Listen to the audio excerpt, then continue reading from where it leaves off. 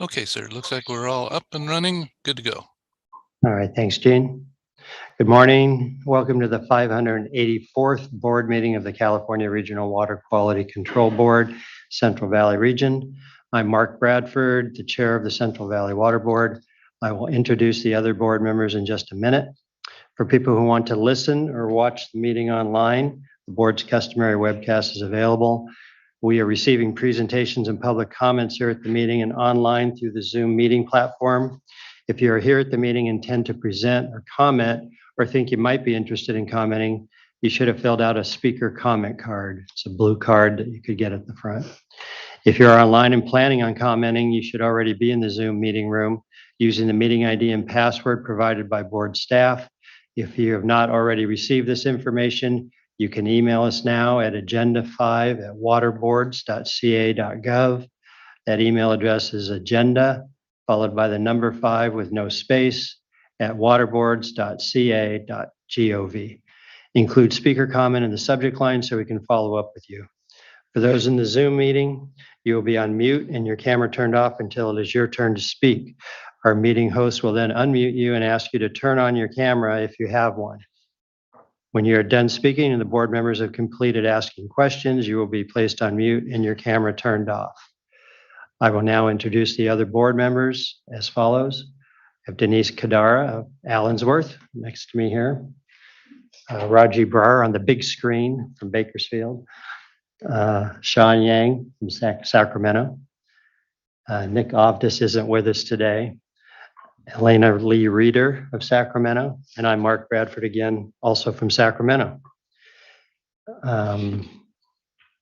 Let's see. I will now introduce Executive Officer Patrick Palupa, who will introduce his staff. Okay, good morning, Chair, members of the board. Again, thanks go out to the State Water Board for letting us use their facilities while ours are getting upgraded. We did verify there seems to be work in progress there as we were in the boardroom yesterday. And hopefully by February, we'll have all the pieces together to be able to hold our meetings once again in the Rancho Cordova office. My name is Patrick Palupa, Executive Officer of the Central Valley Water Board. To my immediate right is Jessica Yar, Senior Staff Counsel for the board. Immediately in front of me is Mindy Maxwell, Executive Assistant to the board. Seated in front is Chris Moskal, Attorney for the board, and to his right, Lori Oken, Attorney for the board. In the audience, we have Clay Rogers, Assistant Executive Officer who runs our Fresno office. Clint Snyder, Assistant Executive Officer who runs our Reading office, and Adam Lapitz and JJ Baum, Assistant Executive Officers who help run our Rancho Cordova office. And with that, I'll turn it back to you. Thanks, Patrick. Thanks, Patrick. And now Sean's going to lead us in the Pledge of Allegiance.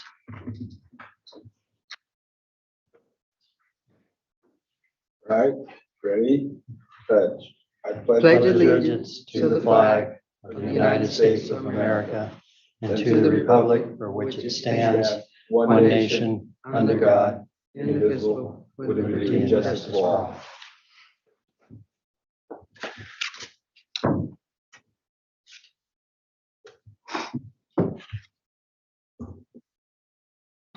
Thanks, Sean. Before we get started, I just wanted to revisit the agenda here. We are postponing the hearing on item 20, which was the City of Arvin. So that'll be picked up at a later date, probably at our next board meeting. So Mindy, in the public forum, has anybody submitted a request to speak on any topic today which is not on the agenda? No, I don't have anybody. Thank you. And then we're also going to juggle the timing of a couple of these items. We're going to postpone the CV salts, and we will first put number 19 up, which is the Tracy item. Postpone it just for a few minutes, not to a later board. Yeah. So. Okay.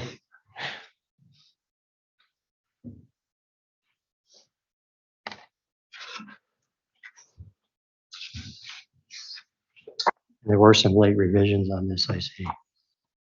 That's correct. Adam, if you could discuss a late comment we received and some late revisions for the Tracy item. You bet. We received some late comments from the city of Tracy, mainly just clarifying some of the things that we had already had in the record on December 6th. We'd like to admit those comments. It's an email into the record. And we also have some late revisions basically in response to those comments. We have removed the reasonable potential for toxicity from the permit based on new information. No, based on basically a kind of recalculation of the information. And so that's basically the late revision, is just removing toxicity limits from the permit and adding back in a trigger for toxicity and some monitoring. Okay, thanks, Adam. So this is the time and place for a hearing to consider renewal of this NPDES permit for the city of Tracy wastewater treatment plant in San Joaquin County. Is there anyone present who is contesting the proposed actions and wishes to present evidence or testimony on this matter? Or Mindy, is there anyone wishing to comment? I have one person, Jenny Reyna, a consultant for the city of Tracy. Is she You may present or? unmute. Okay. I had no comment. Okay, thank you. Since there are no comments, we'll proceed based on the agenda materials in the record. And we just got the late revisions and staff comments. So Mark, my suggestion would be that we take a quick vote to admit the late comments Okay. in, since we weren't able to do that before the hearing. Again, Right. no concerns from staff to admit Right. that late comment in. Again, because it was primary clarification of existing. So we take the vote on that, and Okay. then we can have a motion for the permit with late revisions. Okay, can we get a motion to accept the late revisions and staff comments? It'd be the late comments from the city of Tracy. The late comments from the city of Tracy, right? I'll move to accept the late comments. Second, Sure. Yes, second. John is seconded. Elena made the motion. So Mindy, could you take a roll call? Board Member Yang, Aye. Board Member, oh, sorry, he's not here. Board Member Brar, Yes. Board Member Lee Reader, Aye. Vice Chair Kadara, Yes. and Chair Bradford. Yes. Thank you. So now we're also going to jump ahead to the Madera item, which was So number. the next vote would be on the Oh, on permit the itself permit with late itself, revisions. Sorry, jumping ahead of myself here. So we can have a motion to approve the permit for the city of Tracy wastewater treatment plant, With the late revisions. and including the late revisions. I'll make a motion to approve of the City of Tracy wastewater treatment county renewal permit with late revisions. Second. Motion, and Sean is seconded. So Mindy, could you take a roll call? Board Member Yang. Aye.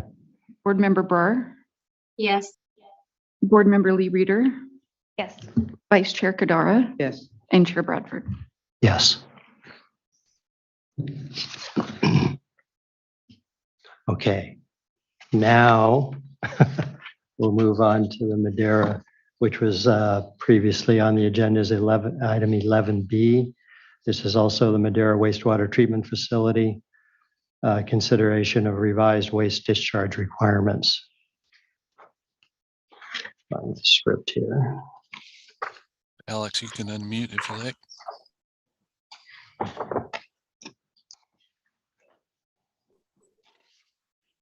Thanks. There we go. Okay. This is the time and the place for a hearing to consider revised waste discharge requirements for the city of Madera, Madera wastewater treatment facility in Madera County. Is there anyone present who is contesting the proposed actions and wishes to present evidence or testimony on this matter? And Mindy, there's nobody in the waiting room? No.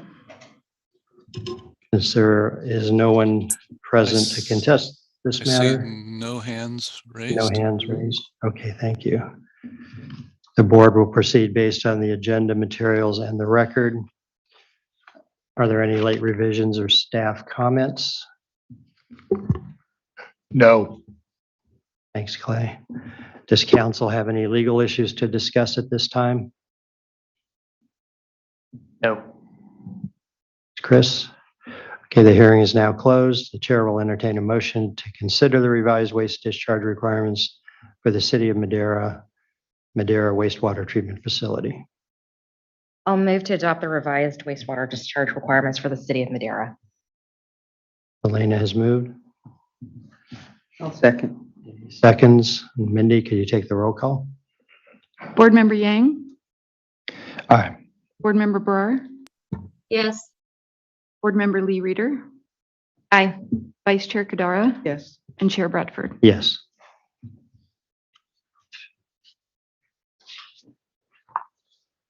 Okay. So having leapfrog CV salts, which was item 18, we'll go back to that item now.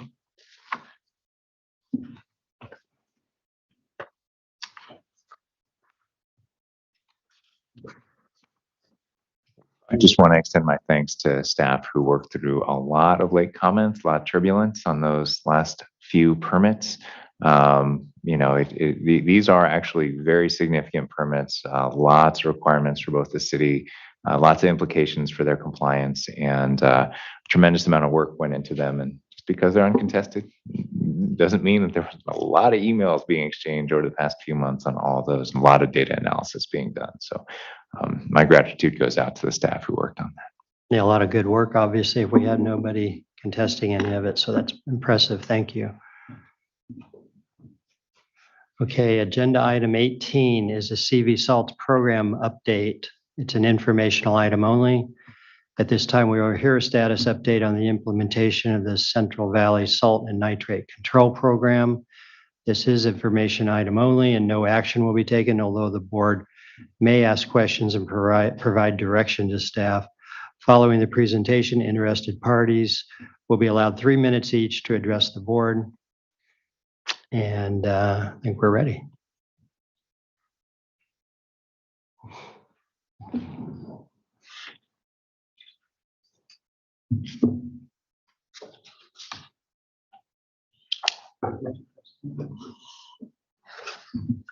There we go. Yeah, I don't know who's doing. Great. So good morning, Chair Bradford and members of the board. My name is Ann Walters. I'm a senior environmental scientist at the Rancho Cordova office, and I oversee the salt and nitrate control programs, more commonly referred to as CV salts.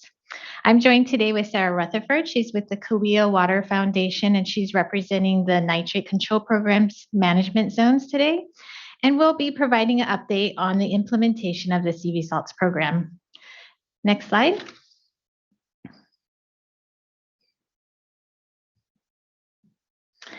So for today's presentation, I will first provide a brief overview of the program. I will also provide an update on the CV Salts Revisions Basin Plan Amendment that was approved by the Central Valley Water Board 2 years ago. Next, I will provide an update on the implementation of the Salt Control Program, including efforts related to the Phase 1 Prioritization and Optimization Study. Then we'll transition to the implementation of the Nitrate Control Program. And Sarah Rutherford will provide an update on early action plan implementation and other management zone activities. In addition, I will discuss the nexus between the Irrigated Lands Regulatory Program's well testing program and the well testing program that is taking place as part of the Nitrate Control Program. And that'll be followed by a review of next steps of the Nitrate Control Program. And finally, I will provide a brief enforcement update before we finish for time for questions and comments. Next slide. So first, a brief overview. The diagram shown here provides a high-level overview of these two distinct programs that address salt and nitrate in the Central Valley. The nitrate control program on the left is a prioritized program that addresses nitrate pollution in groundwater by focusing first on the areas in the valley that are most critically impacted, followed by lower priority areas. Permittees have the choice to follow an individual permitting approach with more stringent requirements, or they can choose to participate in a collective stakeholder-led effort, which is that management zone permitting approach, or Path B. The salt control program, shown on the right side, is a phased program to address salinity impacts to both surface and groundwater. For the first phase of the program, permittees again are provided the option to choose one of two pathways. The first is a conservative permitting approach, which requires stringent salinity limitations. Or permittees can choose to participate in an alternative region-wide stakeholder effort to develop a long-term sustainable salt management strategy. Next slide. So addressing salt and nitrate issues in the Central Valley will take many decades. This diagram gives a big picture of where we are in terms of the next 30 years. On the top, you can see that we are about 2.5 years into our nitrate control program, which puts us right in the middle of the initial rollout of Priority 1 basins.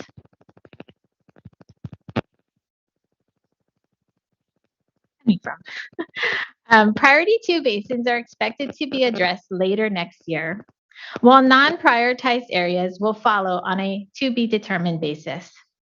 On the bottom, you can see that we are in the second year of the salt control program's first phase, which will take 10 or a maximum of 15 years, with 2 decade-long phases planned after that. Next slide. I could ask everybody to check and make sure your cell phones aren't close to the microphones. That's usually where that type of interference comes from.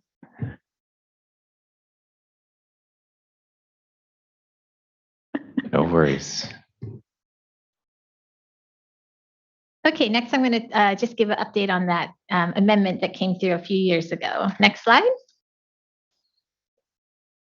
So the original salt and nitrate control program basin plan amendments were adopted by the Central Valley Water Board in 2018. When the amendments were brought to the state board in November 2019, they were approved, but with the condition that targeted revisions needed to be made within the next year. These revisions pertain to overarching goals of the program, as well as specific clarifications to the nitrate control program's early action plans and policies regarding offsets, exceptions, variances, and drought and conservation.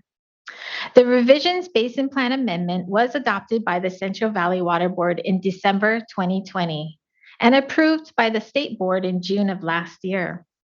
The Office of Administrative Law approved the amendments in November 2021, and then the amendments were also sent to US EPA for review. In a letter submitted to the Central Valley Water Board in March of this year, US EPA acknowledged the changes to the basin plan and agreed with us that their approval was not needed. So that November 2021 date holds as the amendment's effective date. Next slide. So next I'm going to talk about the salt control program. Next slide. As discussed earlier, the salt control program seeks to address salt accumulations in the region's surface and groundwaters through a phased approach. Phase 1 applies to all dischargers of salt across the Central Valley region. Over 3,000 notice to comply letters were sent out in January of 2021, with a due date to respond of July 15, 2021. Next slide. Today, there are over 3,100 active permittees in the salt control program. And out of all of these folks, 89% selected the alternative pathway and are financially supporting the Phase 1's prioritization and optimization study, or P&O study for short. These include NPDES, Irrigated Lands Regulatory Program permittees, non-15 dischargers to land, confined animal facilities, and oil and gas permittees. Only about 1% of the permittees have chosen the conservative pathway, And then enforcement staff are working on getting the other 10% who did not file a notice of intent to select a compliance pathway. Next slide. So I'd just like to take a minute to talk a little bit more about that prioritization and optimization study, or P&O study, and what really makes it different from other past efforts. The purpose of the P&O study is to establish a long-term sustainable salt management strategy that can be executed in those phases 2 and 3 of the salt control program, which are those project development and project implementation phases. This means that the P&O study will lead to future regulatory actions. In addition, the P&O study includes coordination with the Sustainable Groundwater Management Act, or SGMA, groundwater sustainability agencies, seeking to achieve sustainable groundwater balance in their basin. Next slide.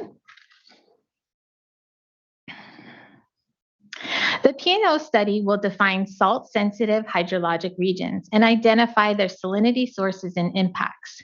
It will also evaluate and prioritize the conceptual projects for long-term salt management, and these could include both physical and non-physical projects.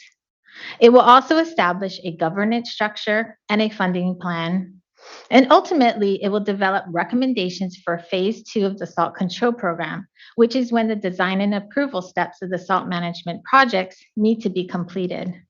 In March of 2021, the Central Valley Water Board approved the P&O study work plan submitted by the Central Valley Salinity Coalition, which is serving as the lead entity of this effort.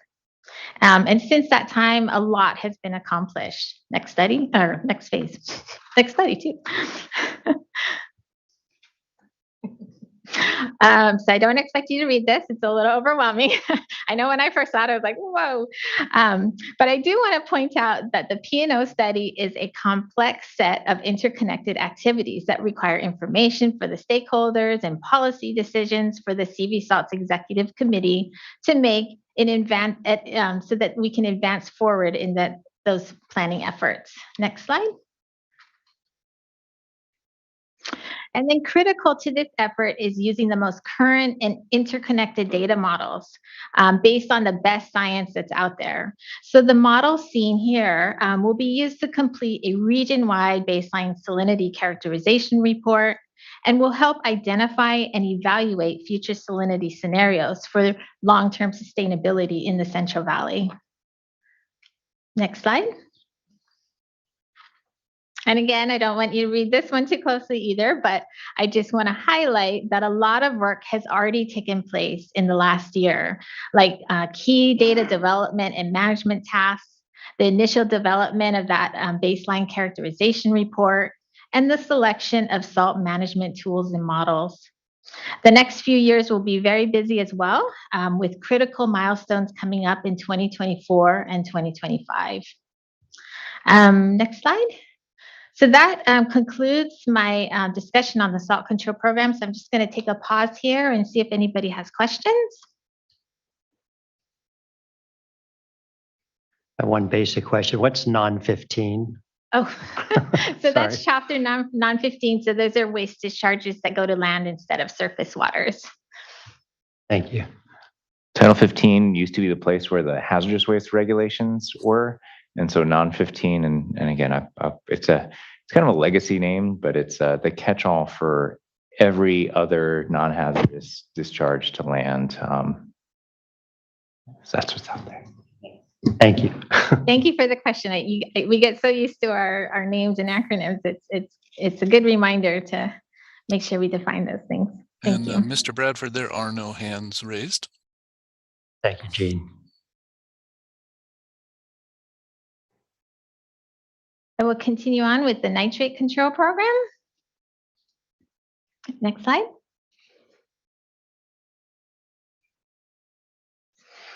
Okay, so this map here shows the prioritized areas in the Central Valley for the nitrate control program. Over 1,200 priority 1 notice to comply letters were sent out in May of 2020 to the areas here shown in red. The priority 2 areas are shown in orange, and the notice to comply letters are anticipated to go out to these areas in 2023. while the remaining areas in green will be phased in as needed after the priority 1 and 2 areas. Next slide. So many communities in the Central Valley, often in disadvantaged areas, have drinking water wells that are above the safe drinking water standard for nitrate. And even if all discharges of nitrate were ceased today, it would take many decades before that those groundwater supplies could meet those objectives. So the top priority of the nitrate control program is to provide safe drinking water supplies, both in the short and the long term, to the people in those impacted by nitrate pollution. Next slide. The longer term strategy of the nitrate control program is to address ongoing discharges and how they will meet water quality standards, followed by aquifer restoration where feasible. Next slide. So this map here shows the management zones that formed in priority 1 basins for permittees selecting that path to management zone approach of the program. At the top, you'll see Valley Water Collaborative, and they cover 2 priority 1 basins of Modesto and Turlock. And then going south is Chowchilla Management Zone, followed by the Kings Management Zone, which includes a priority 1 basin, the Kings Basin, as well as a priority 2 Tulare Lake Basin. And then the last 2 priority 1 management zones are Cahuilla and Tule. Next slide. Today, there are close to 1,200 active permittees in the nitrate control program. And then out of all these folks, 93% selected the management zone pathway. Only about 1% of the permittees chose the individual pathway. And then we have about 6% who did not file a notice of intent with their selection of a compliance pathway. Next slide. So the first year, after those notice to comply letters went out, it was a very busy one for the management zones.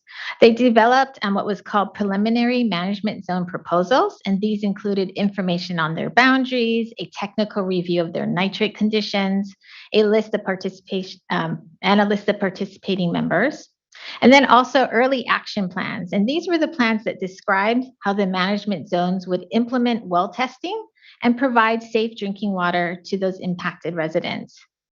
Implementation of those early action plans started 60 days after they were submitted to the board, which was back in May of 2021. So to talk more about those early action plans and other management zone activities, I'm going to turn it over to Sarah Rutherford. Good morning. Thank you. Next slide, please. Thank you for your time and allowing me to share with you some of the highlights of the early action plan implementation for all 5 management zones. Again, I'm Sarah Rutherford. I am the executive director for the Cahuilla Water Foundation, but I'll be speaking on behalf of all management zones here today. Collectively, priority 1 areas have worked together to provide this summary here of outreach efforts. It's important, though, to recognize that these numbers come from a broad geography and include diverse demographics and regions. And not all management zones have approached community engagement in the same way. And it's interesting to note that management zones have seen various responses to different types of communication, which I'll describe more in a minute.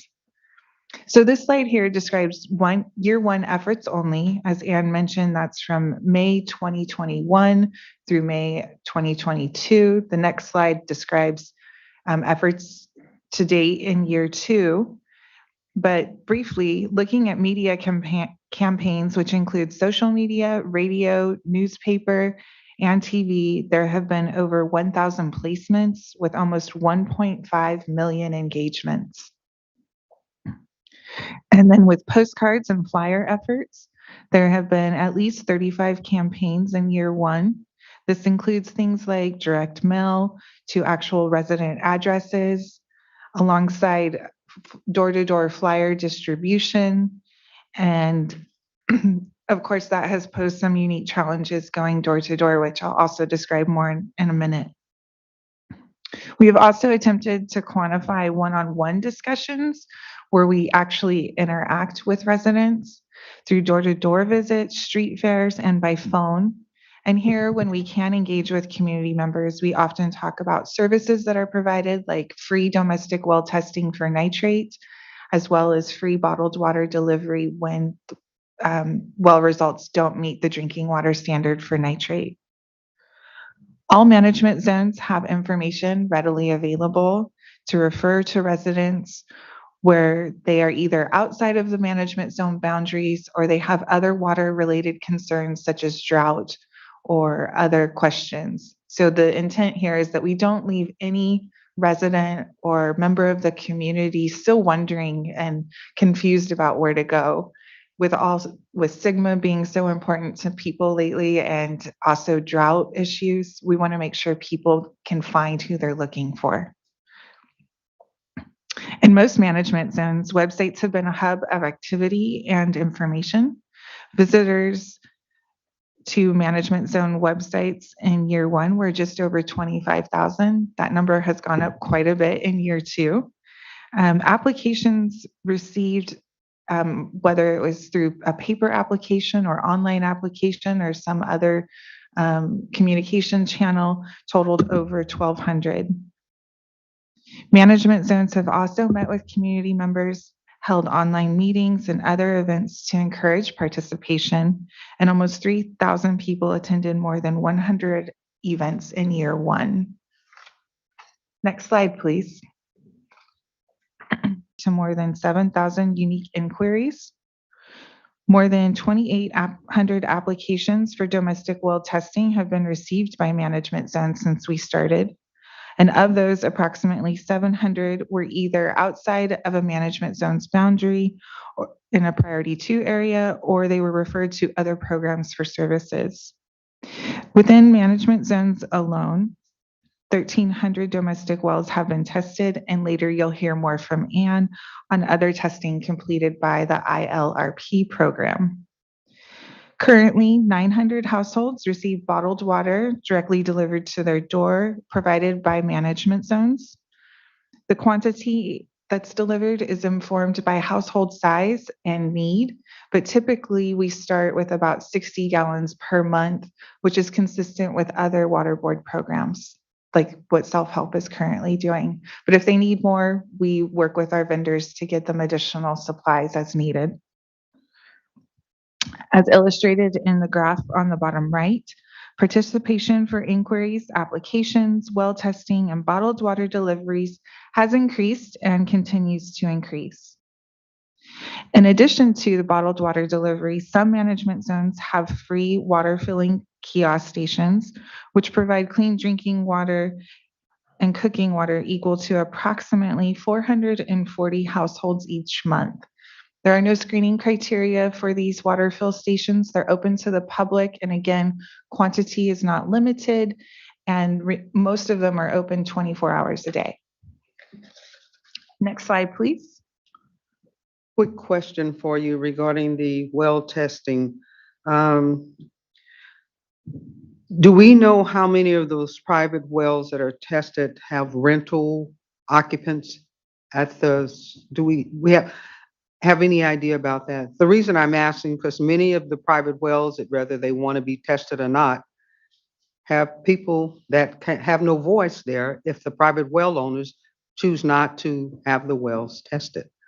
And there's still an impact. So You're right. So when we send the postcards and mailers, they go direct to the household. It doesn't go to the registered owner. We aren't using county parcel or county tax assessor records. Most management zones are using direct, which is actually the next slide, direct USPS mailers. And so that goes out, like say with other flyers or advertisements that every household gets. Regarding the number of owners versus tenants, we probably could figure that out based on the land access agreements, but it's not something we've tracked uniquely. We have had a lot of discussions amongst ourselves about where are we losing people? Where is that number of inquiries and interest versus well tests versus getting people enrolled? And we are working carefully to try and quantify that because we've heard the same thing.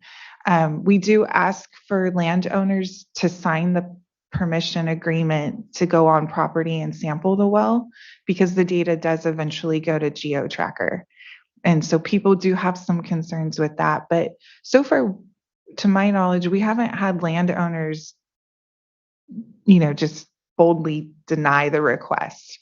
But I do think it's possible that some people have some hesitancy there, but we try to treat that really delicately. And I've made calls myself to landowners to say, hey, it's fine. You're not in trouble. This isn't something like the water board's not looking for you. We're just trying to provide this service to your tenants.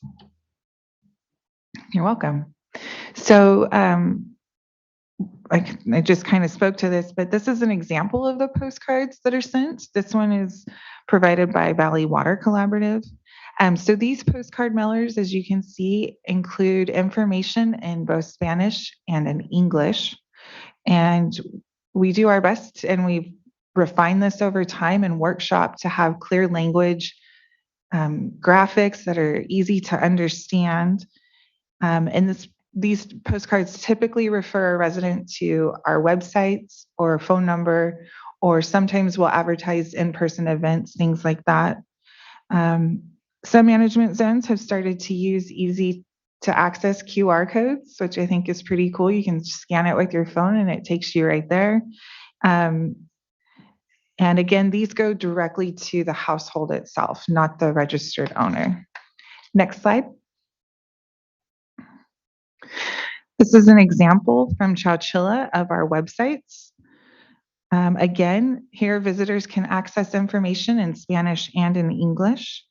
And as I mentioned earlier, websites have been a huge hub of activity and serve as a convenient resource for community members to learn more about our programs. Visitors are able to get more information about nitrates in general, check to see if their home is within a management zone boundary, and apply online through fillable forms located on the website. Also posted to many website management zone websites are the plans that Anne described that have been submitted. So those are also publicly available through our own websites. And some management zones include a chat feature, a calendar of events, and other community information. Next slide. So now I'd like to highlight a few management zone specific community engagement events. These stories are really just a fraction of what we've been doing in the past year and a half. And I think these will illustrate some of the creative approaches that we've taken to work with communities to build capacity and engage with them. And when I asked each management zone to provide me a summary of some of their activities, I shared this with Anne. I received a lot of information, and honestly, we could spend 2 hours here, but we're not going to. I've picked a few that I think illustrate the diversity across different management zones. So with that, community outreach and engagement is a vital way for management zones to share information about our programs. And as I mentioned, residents might not know who to call or who to ask for help about well testing and bottled water delivery at no cost to them. And by participating in events in the heart of residents' communities, we demonstrate that we are invested in delivering the message in a personal and efficient manner, one that's hopefully convenient for community members and also allows us to answer questions and explain in either English or in Spanish the ease of the application process. So as shown in this slide, it's an example from the Tule Basin Management Zone located in southern Tulare County. They recently partnered with Tulare County, Alpa, and Tipton branches to educate and speak with students and parents about safe drinking water options.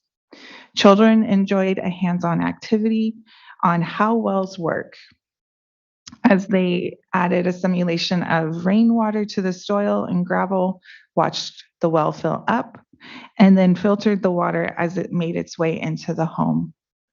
Tule Basin shared groundwater and nitrate information and also discussed water industry careers with children and families. By participating in a centrally located rural community outreach events such as the library service series, provide vital information for families. Next slide, please. Moving north to the Modesto and Turlock area, the Valley Water Collaborative Management Zone recently invited high school students to participate in an art contest to creatively design and illustrate water dispenser jugs. Later, local elected officials reviewed entries, and the top 3 awarded participants shared $3,000 in prizes. These art displays are now a key part of community outreach events at farmers markets, fairs, and things like that. Next slide, please. Door-to-door outreach has been conducted by all management zones. To highlight one example, here are some photos from Valley Water Collaborative, and some of their outreach team is here today to speak with you as well. They have recently launched an intensive campaign going door to door, and I believe as of last week, 461 addresses were visited, where 184 conversations took place. 134 residents expressed an interest in the program, 50 expressed no interest, and where no one answered the door, they left packets and enrollment and information so that the resident could contact them later. Next slide, please. Moving now to the Kings Water Alliance, which covers portions of Tulare County, Fresno County, and Kings County. The Kings Water Alliance recently completed a 3-month campaign where a portion of the service area was saturated using multiple lines of communication. They completed 2 mini campaigns in 2 different phases to better determine what could be effective messaging. They utilized water quality and demographic data to identify nitrate impacted residents and employed widespread outreach through direct mailers, emails, canvassing, workshops, webinars, social and traditional media channels, and paid digital communications. To build trust with residents, the Kings Water Alliance focused on meeting people where they are by participating in community events and partnering with community organizations. The campaign saw an average of 12% growth in eligibility surveys for the free bottled water delivery program. Next slide, please. This table shows the number of surveys submitted by local residents and the growth rate month by month for a 1-year period. Illustrated here are results using multiple lines of communication via Google Ads, Facebook Ads, or Peachjar, which is a communication tool used by several local elementary schools. Depending on the keywords, messaging, and different communication channels, some efforts appear to reach more residents than others. A pilot project similar to this one is scheduled for future efforts by the Kings Water Alliance. And of note, this campaign was recently recognized by Aqua and received the 2022 Excellence in Communication Award. Next slide. So this slide illustrates some work completed by my organization, the Kauai Water Foundation. We recently launched a social media campaign in the past 6 months with 34 unique posts. This has resulted in more than 11,000 views, 165 interactions where there's a like or a share or something like that, and then 160 click-throughs direct to our website, which is interesting. A year ago, we weren't getting those click-throughs, and now we are. And so when someone gets to our website, they can then fill out our application. And just last night, I received our numbers for November alone, which shows 65 unique users found our website via social media. Some of our posts illustrated here include things like, soup season is upon us. Make sure your water is safe to cook with. Boiled water may still be unsafe. Hashtag soup season, drinking water, potable water. These are new hashtags that maybe didn't exist before, but we're trying something new. Or the one in the middle, recent rainstorms delivered some much needed snow to the Sierras. Do you know where your water comes from? Or even the one there on the right, Happy National Pasta Day. It's a thing. I only knew of Donut Day before, but Pasta Day is with us also. And, so with that, we tagged before you get to boiling, make sure your water is safe to drink and cook with. These targeted messages to our local residents allow us to select a specific geography and also provide relatable content, which is easy for them to share with friends and family about the importance of water quality. One of our goals is to provide information via referrals. And when we ask people now, how do you hear about us? We do hear from my friends, from my family, and social media gives us an easy venue to do that with. Next slide, please. This one might be my favorite. So this is Chowchilla Management Zone. Does a lot of their work in the community of Chowchilla, and participating in public events is key to their success for getting this message out. At a recent community trunk or treat event, Chowchilla team connected with over 600 families and provided flyers to 65 residents. And so what you see here is their trunk or treat decorated as a waterfall. Again, probably a first for a trunk or treat, but I think it's pretty cool. All right, so next slide, please. So this here, I just wanted to try and capture some other pieces of innovation and what we've been trying. So although this is a regulatory program, we've tried new things to engage with community members. So some other things have included things like hosting art or coloring contests, participating in local food drives like the Food Link event pictured here, water drop characters, such as this is Walter Droplet. Thule has Thule Tom. I think Valley Water's considering something along these lines as well. And if you haven't met them just yet, visit our social media sites. You will find these characters there. We've also conducted raffles, created t-shirts, introduced bubble makers, prize wheels with swag items, which range from logoed M&Ms to hats and pens or slime. And we continue to engage with community in many different forms from many different angles. Next slide, please. So looking now at state board co-funding and coordination, management zones and the State Water Board's Division of Financial Assistance have been coordinating for the last 2 years to work out an agreement for safer funds. Valley Water Collaborative received initial approval in December of 2021 and signed their final contract in September of 2022. To date, Valley Water Collaborative efforts include 234 wells tested for co-contaminants, 88 wells tested with nitrate plus some other co-contaminant, and 33 wells were found to have co-contaminants only, no nitrate. Households are currently provided with free bottled water. There are 330 in total via safer funds and 169 tested in total for co-contaminants. The Clear Water Foundation has also submitted our application and proposed budget, and we are working with DFA staff diligently to get that completed and hope to have approval as soon as January. The Thule Management Zone and the Kings Water Alliance have both received approval from their respective boards to submit an application for safer funds as well, and they are currently working on their budgets and scopes of work. And then the Chowchilla Management Zone already has a grant through Madera County, and they are also testing for co-contaminants. Next slide, please.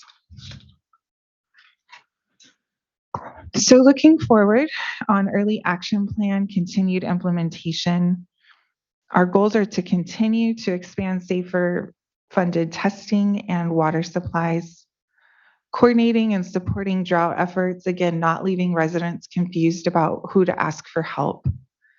Enhanced outreach, in-person events, public forums that I've already described. Continue door-to-door communication, and expanding our use of trusted representative and working with community collaborators. We continue to work with health providers and schools, and I will say that with some of the intensity around COVID reducing a bit, people have some more time and attention to devote to things like this, and so we are able to communicate now with other community representatives. They have a little more bandwidth these days. We're continuing to expand our social media campaigns, and we're continuing to schedule events. We have, I believe, invited some of you to join us in the community before, and we will continue to do so, to hope to see you there with us. Next slide, please. So I will now hand our presentation back over to Anne and pause if you have any questions related to early action plan implementation. I have one question. Do you have an approximate idea of what percentage of homes in the district or in the management zones you're reaching? I mean, I saw the hard numbers, but relative to how many potential wells that might be impacted, how many you might be reaching? So in our preliminary management zone proposals, we did each identify the number of potentially impacted wells. And I didn't bring that here today, but I can pull it up while Anne's finishing up. But yes, we do know the numbers estimated to be potentially impacted by nitrates, yes. And I just want to commend you. That's a really creative approach you just outlined. It's really, it's kind of touched every media possibility and going through schools and libraries. It's really commendable. One other question, you noted that I think 94% of the people who received a notice to comply responded one way or another. So what happened to the other 6% who didn't respond? That's in the nitrate program. Right. So, and I'll update you at the end of the presentation about our enforcement activities. Thank you. We do work with staff regularly to communicate who is participating within the management zone. And there's a lot of exchange as to who is participating and who isn't. And staff is very diligent in getting those lists regularly from us. Okay, thank you. Just a quick question regarding the outreach. The social media and all of those efforts are great. And so I'm just curious, have there been any informational materials to go out in the water bills? No, we talked about it. And then it seemed we didn't want to confuse residents who had clean drinking water, say within the city of Visalia.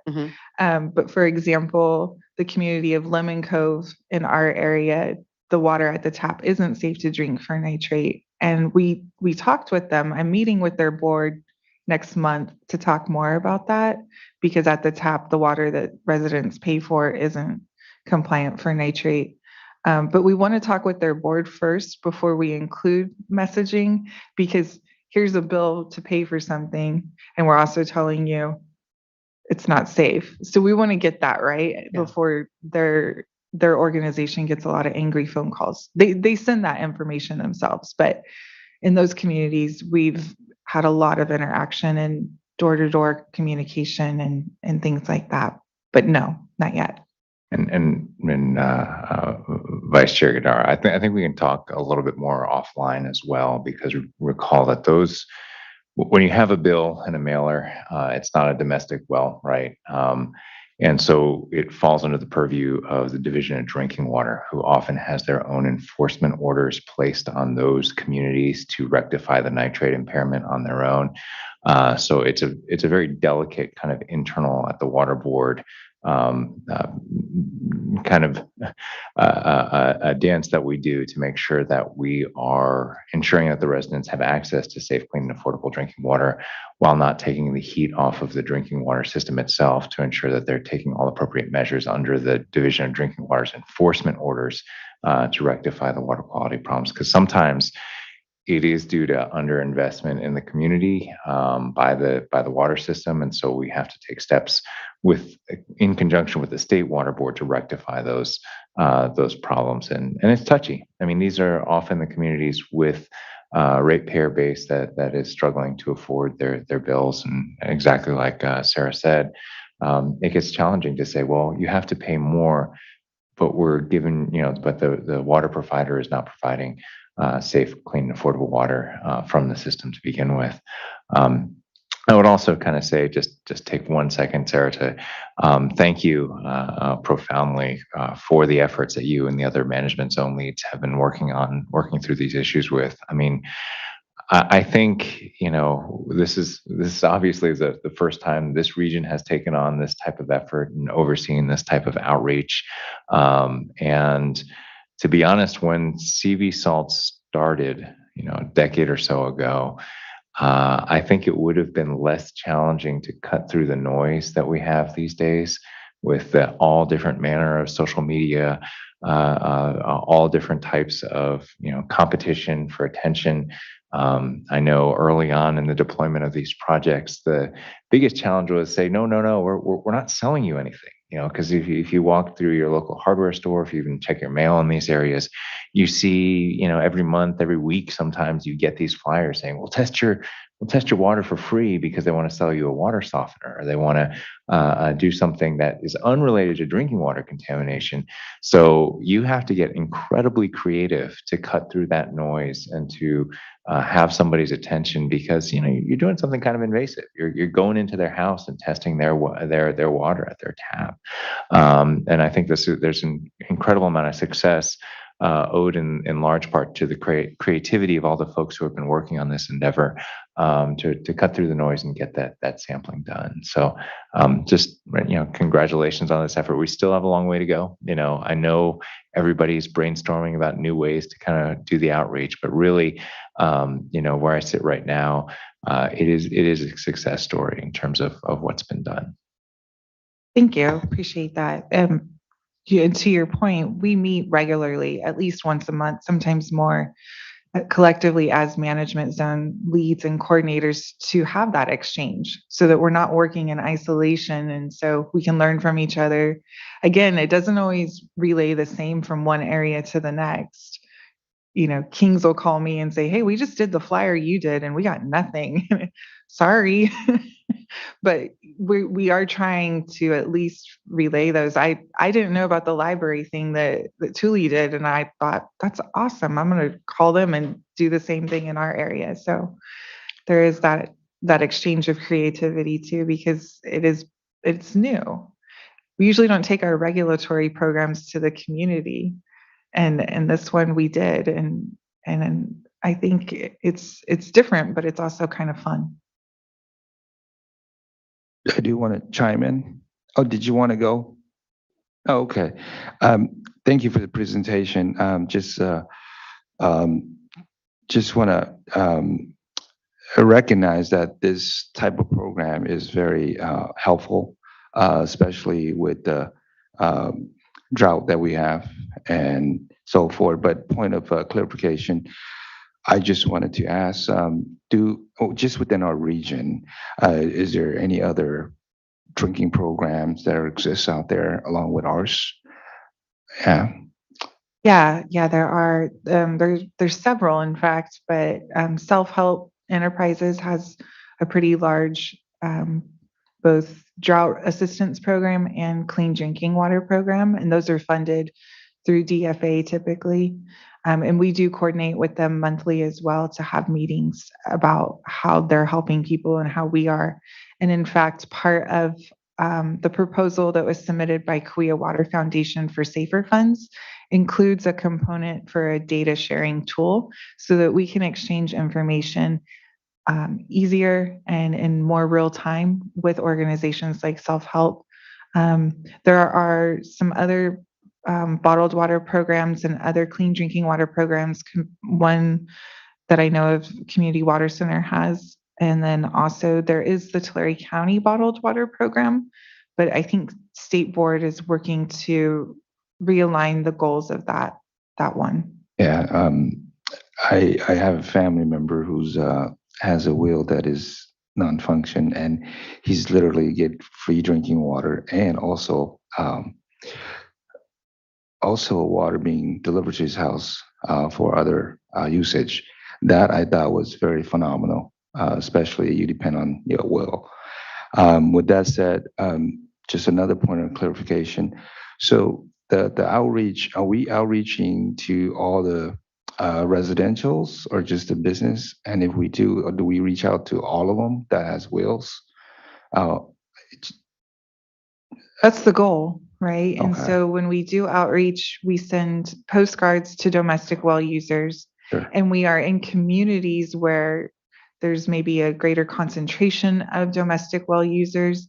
And we do also door-to-door canvassing for those domestic well users. But yes, that's the targeted audience. And what was the percentage that you said that we have outreach to? Of total identified? Yeah. I didn't bring that number here okay. today, but really, when you think about it, we know we have an estimation of how many houses may be impacted, but we don't know exactly if it's that house or that house. Right. Because you can test both of them and you don't really know till you test. So really the goal is to get into community and get the message out there to everybody. Yeah. And typically, what is the duration of the test? Before we get results and Well, yeah, the whole process. How long does it take sure. to find out the result?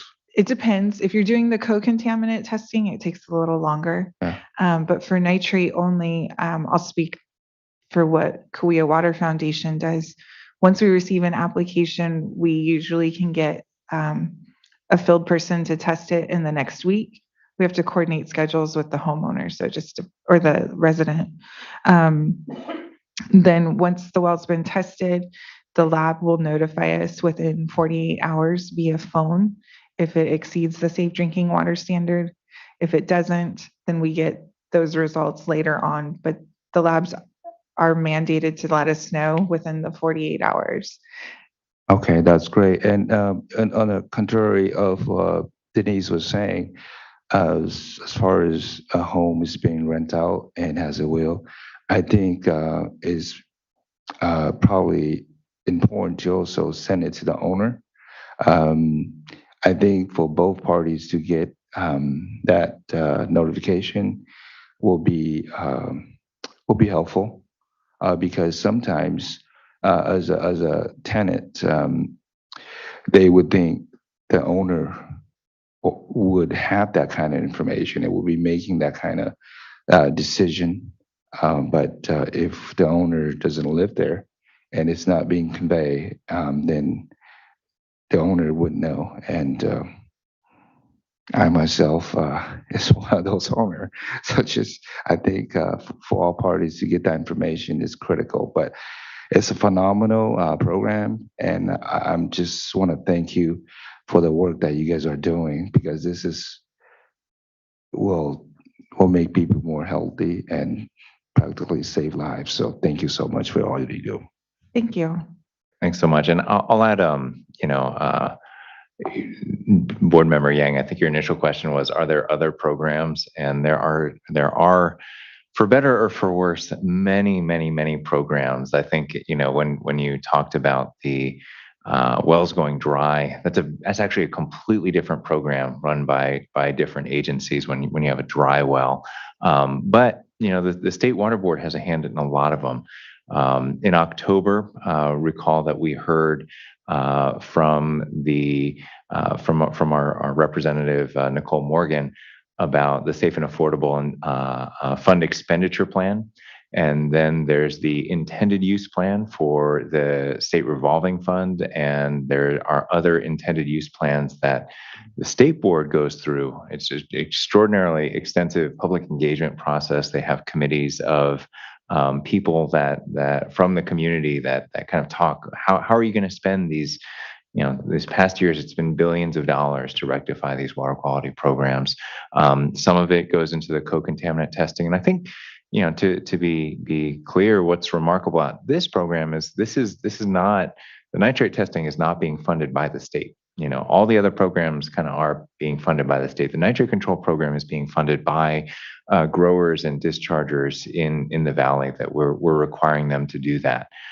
So that's what's really innovative about this program. That's what's tough about this program. And frankly, I think that's part of the biggest success story is that these are not, people doing this with state funds. These are people doing this with their own funds to do this type of outreach, because it's the right thing to do. It's part of our regulatory program. Certainly it's a requirement, but that's remarkable. That is not part of a state funded effort. And, they've been working through these issues on their own dime to a large extent. And the co-contaminant testing, I think, is kind of the cutting edge stuff that is funded by the state, but the ability to do that co-contaminant testing, it's extraordinary the amount of hoops that you have to jump through to get that state funds. Sarah's smiling. She's been going through that, as have the other management zones. But those funds are available, and we're trying to network all those programs together as best we can to make sure that we're responsive to the needs of somebody who doesn't care. Honestly, if you're in a household and your water's contaminated or your well's gone dry, you shouldn't have to navigate a very complicated maze to get that problem solved. And so Sarah, her teams, and the management zone leads are trying to make that as easy as possible to navigate for those homeowners and for the tenants as well. Yeah, thank you. Thank you, Patrick, for that clarification and that information. Appreciate it. And I really do, to the hoops and the effort to work on getting the safer funds for the co-contaminant testing. Staff at DFA have done an excellent job. They have really met with us as often as we've asked. They have expedited questions to their management. I am just really thankful for all their efforts. And so to the extent that there are hoops, yes, there are. These are state funds. These are taxpayer dollars. So it's important that we, work through those agreements and contracts carefully. But I think we're getting it done faster than I've seen things happen in the past. And I think their staff have been really, really helpful and deserve a lot of credit. And to demystify, DFA is a division of financial assistance. So that's the state board arm that is in charge of all sorts of projects, from funding wastewater treatment plant upgrades to replacing lead drinking water lines to a lot of the work that's happening in the Central Valley for the drinking water programs.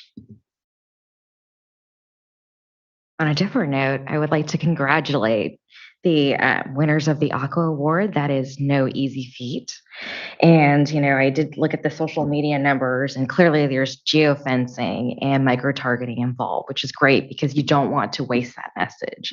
And I appreciate the flexibility for them to really, carve out their own strategy, because every community communicates differently. What works in this community may not work in this other community. And that's exactly how it should be done. And so my question for you is, what's the #1 hashtag? Oof, I didn't do that research. Elena wants her post to go viral. You gotta know. Gotta know how to have. Let me get back to you on that. I'm so proud. Our social media marketing person, Tasha, does a great job. She comes up with some of these, and we meet every week, and she says, "What do you think about this?" And I'll say, "Coffee date, great, love it, go with it." And again, the point is to create buzz around clean drinking water. That's new. Those haven't gone viral just yet. I'm working on it. Another person suggested I do a TikTok. Okay, yeah. and reels. Let's get on that. I'm gonna need to find our younger staff people to do that. I don't have TikTok. Patrick, I asked him to check our social media. He said he needed me to fax it too. Don't have the TikTok, unfortunately. But yeah, it's really cool. Some of the tools within social media, I've learned a lot. You can even, depending on the pixels and the size of your graphics, make it different and how it reaches the top of someone's feed. I mean, we are working with some really smart people and really appreciate the efforts of all of them to come up with these ideas and try these new things. So thank you. I have one other question. Are the co-contaminants largely pesticides? Or Sometimes, but I think that the biggest co-contaminant that DDW tends to find is arsenic. Radionucleotides show up quite a bit. Arsenic's probably the one that they're, I don't want to say most concerned with, but it's very, very widespread and has some pretty concerning health effects and shows up in a lot of wells. I think they're also testing for like bacterial contamination, which gets a little more complicated because then that tends to be more of a maintenance issue, and so navigating that can get complicated. And then I think there's additional like 1,2,3-TCP is the other constituent that they tend to test for, which often is coextensive with nitrate. So it's good to get that type of testing done.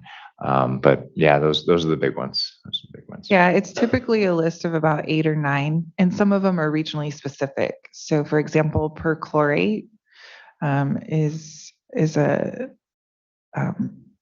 has a human health impacts, and it's specific to a Chilean fertilizer used on citrus crops. So in areas where there's not citrus, it wouldn't really make sense to test for it.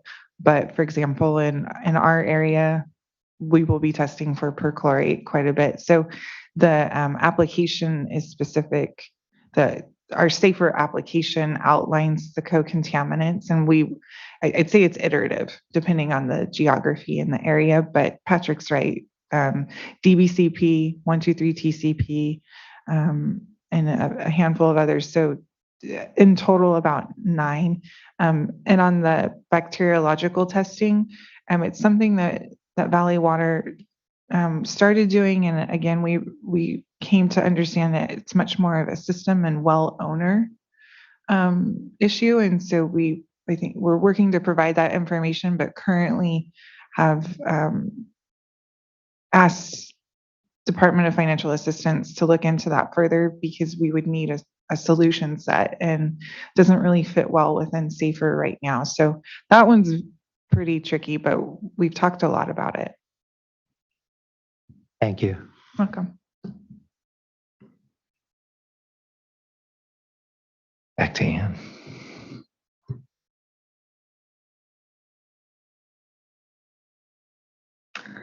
All right. Next, I'd like to talk about the drinking water well testing program that is part of the Irrigated Lands Regulatory Program and how that overlaps with the nitrate control program efforts. And this might address a little bit of the earlier questions that we had about, how many wells have been tested and extent. So starting in 2019, ILRP began rolling out their phased requirement for nitrate monitoring of drinking water wells on enrolled coalition parcels. These participants report their results to GeoTracker and may provide replacement drinking water if the nitrate results are above 10 milligrams per liter, which is that nitrate standard. This map shows the wells that overlap Priority 1 management zone areas that have been tested for nitrate as part of the ILRP program thus far. Next slide. So this table provides a breakdown of estimated totals for Priority 1 wells tested and number of wells above the nitrate standard. So that first section is for the management zones, followed by the Irrigated Lands Regulatory Program, and then there's a combined total for both programs. So in total, the estimated number of domestic wells tested by both programs in the Priority 1 areas was over 7,700, with almost 3,000 of those above the nitrate standard. These totals show that many domestic wells have been tested in priority 1 areas. But it's an important caveat that with the ILRP program, unlike the management zones, they do not target high risk areas. They're really just addressing their whole coalition area.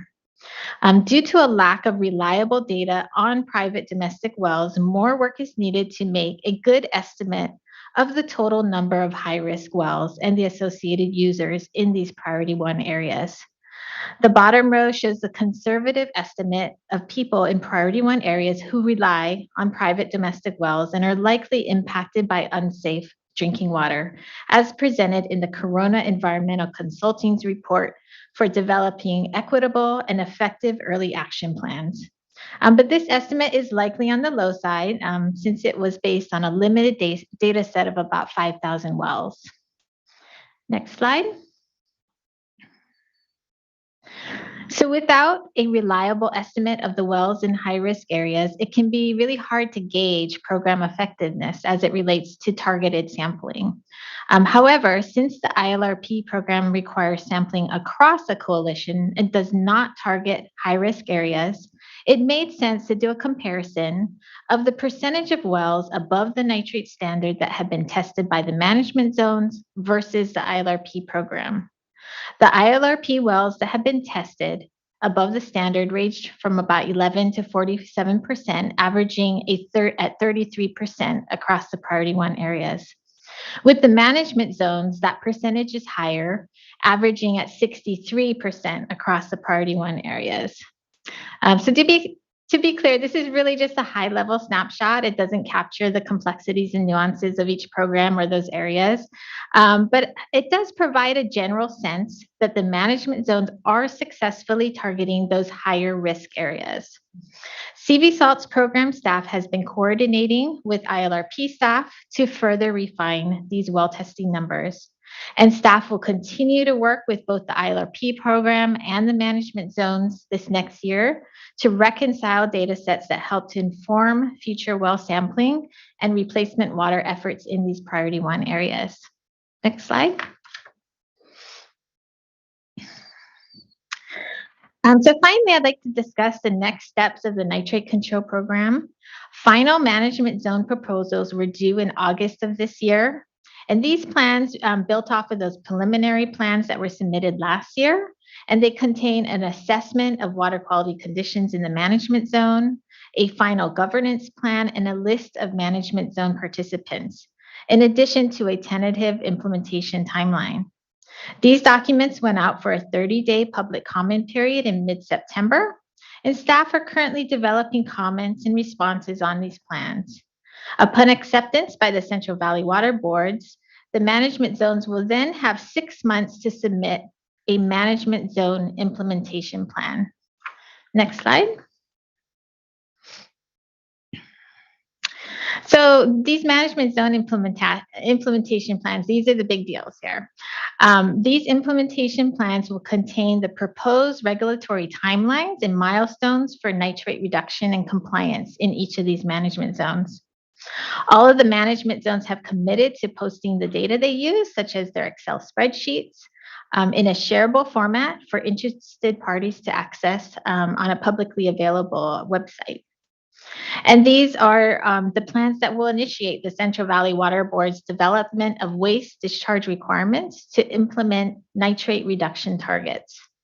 So as such, there will be multiple opportunities for the public to comment on these plans, including during their development and after they are submitted, because the board will then provide a public comment period for at least 30 days. And then any proposed implementation that requires a CEQA review will also provide the opportunity for public to comment. And then when the board needs to adopt new or revise existing permits to implement these plans, the notice and request for comment and public hearing requirements will be conducted per our board's regulatory process. Next slide. So that concludes the nitrate control program. I'll just pause real quick, make sure no additional questions, and then I'll wrap up with some compliance numbers. All right, next slide.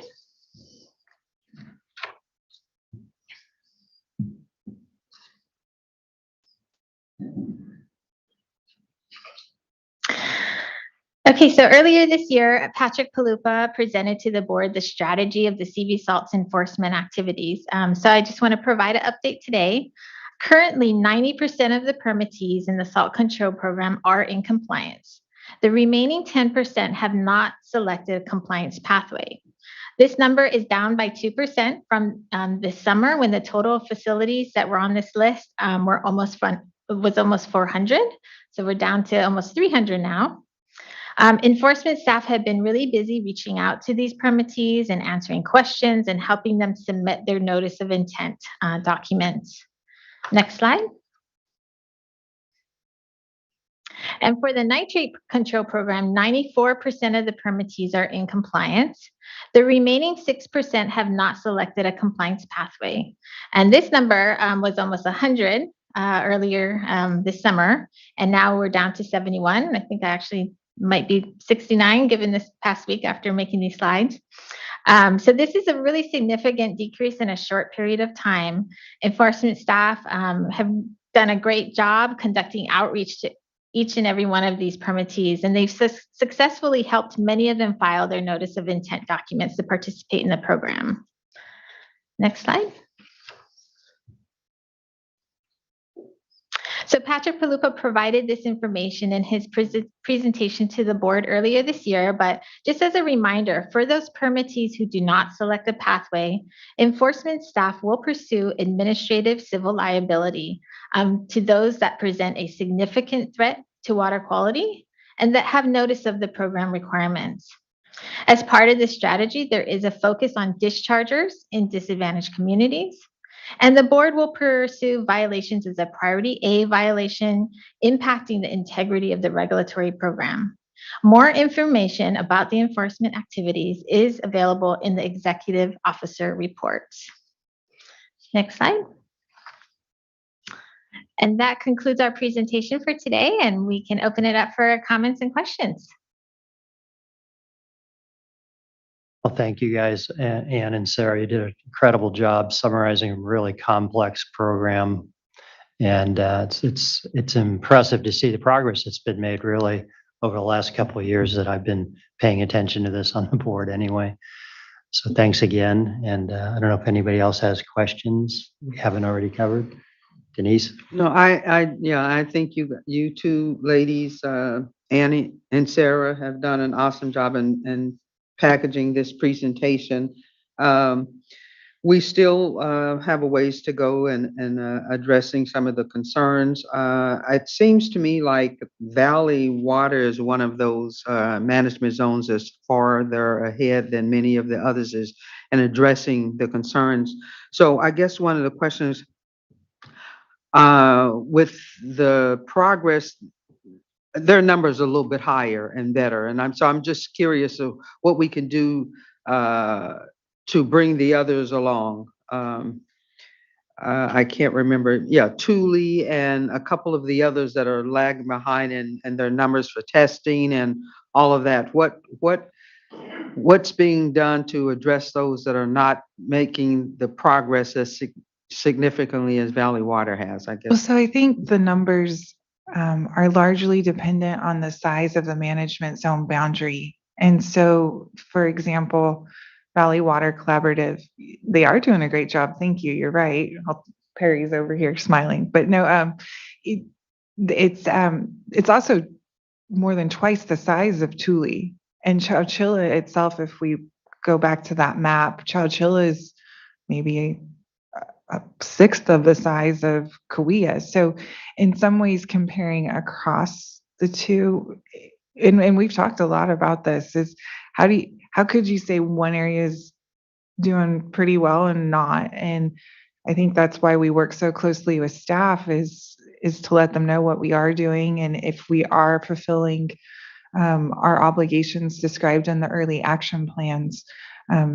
But looking at numbers alone just doesn't quite get at it very well, especially given the differences in size. And I would add, I think the way the discussions have gone, we're going to try and get the information to you, to really give the full picture. But the one thing is the size, and the other, I mean, but there's many other kind of constituents. Like some of the management zones are doing a little better with respect to, not necessarily urban, but clusters of housing. Others are doing a little better in rural housing. Others have a greater amount of irrigated lands, properties that have their well testing. And all of those are really kind of, as we've talked about this morning, they're completely different outreach strategies for each and every one of those. So when Sarah talks about, so they sit around a table and say, well, who's doing what better and how can we improve on that? It's a very mixed picture. So I wouldn't necessarily say that Valley Water is doing better than everybody else. Sorry, Perry. But there are, there are aspects of each and every one of the management zones that are that the other management zones are learning from, and whether that's our door knocking campaign is more successful. What did you do differently? Our mail outs are more successful. What did you do differently? And I think that's really what the conversation is going for. And I admit it's tough to capture that in a single number, single kind of percentage. We're working towards that because I do think when it gets time, as Ann mentioned, when it gets time to put all this in a permit, we're a regulatory agency. We need a number, and I think that's the number that we're going to be working towards developing and putting in the permits. And figuring out what that number actually is. But yeah, it's complex. Nobody's done this before. We tried to look around for examples, but truly nobody's quite done this before. Yeah, we did look nationwide and even globally for some help or ideas when we got started. And the folks over at Catalyst came back with a few examples, but none of them were a great fit. So I think Patrick's right. We are trying something new. It is a first, and I definitely understand that. And commend the work and balancing and trying to bring all these programs together to get the results that we're looking for safe drinking water. And I guess my concern continues to be the tenants that don't have, if the property owners or whatever choose not to do the well testing, those people are just SOL. I mean, and it's unfortunate. So that's my primary focus, to make sure that the ones that are renting those properties, that they can have safe drinking water and know where they can get it. And so it's a serious crisis, but I do understand the work that you are doing and the coordination that's taken place and the progress that's being made since we got this program launched back in 2018-19, and the approval process. We've come a long way. And so let's just keep it moving to where we can see some more positive results. Thank you. Thank you both. Real quick on that landowner tenant concern, we certainly have discussed that quite a bit. I think part of the solution set that we've come up with is making it easy for the owner, not onerous on them. So for example, we offer digital signature. We'll email it to you. We'll physically mail it to you with a stamp return envelope. What is it that owner needs so that it's not a thing on their to-do list they have to think about? It takes them 20 seconds and it's perhaps not, taking too much of their time. The other solution set that's available to tenants would be some of the water drinking kiosk stations. Those are certainly available. It's, a little more effort to go there and fill things up themselves, but it's part of that solution set. And I think we'll keep working towards that. And I will say, and I think you got at it a little bit, but the strategy, and the consultants, and even, when we brought in the environmental justice for their best practices, we had a long discussion with them and to see what the best practices were, which resulted in more door knocking and more kind of one-on-one collaboration was go to the tenants first, right? And give them the ability to kind of request it, and then let the management zones and let Sarah kind of work out the details with their property owner, right? And so that's actually what's being done right now. So the tenant does not have to ask permission before they put in an inquiry for the well testing. And the teams in each and every one of the management zones will then kind of be triggered into gear to try and figure out how, as Sarah mentioned, what's the easiest way to get permission from your landlord to get this thing done. So and that's resulting. There's a lot of running around on the back end of, well, how we can get it to you, digital signature. You don't have a computer, okay, we'll mail it to you. Postage return, like let's get that done. And then also tracking those numbers. I mean, at the last executive committee meeting, we had a discussion about, so there's a difference between the amount of inquiries and the amount of well tests. Why is there a difference there? What's the holdup? Where do things get stalled in the process and the flow chart? Where's the off ramp and things like that? So we'll continue to push on that. Well, I do like the process where the tenants have an opportunity to, because that's where the problem lies. I mean, if no one is dealing with them, their situation is still the same. So at least it triggers management zone seeing it, and then they have to come up with a solution. So it's in their face, and it's up to them to respond appropriately according to regulation. So thanks. Yeah, I'll say just for us, so far there's been one owner that declined. That's the one I called. We worked it out. So I'm not sure how often this is happening in other areas, but no wasn't an option. I don't know if we're allowed to do that, but we figured it out. And the bottom line, I think we telegraphed, no isn't an option. At bottom line is if worse comes to worse, Sarah has free license to say, okay, well, you're saying no.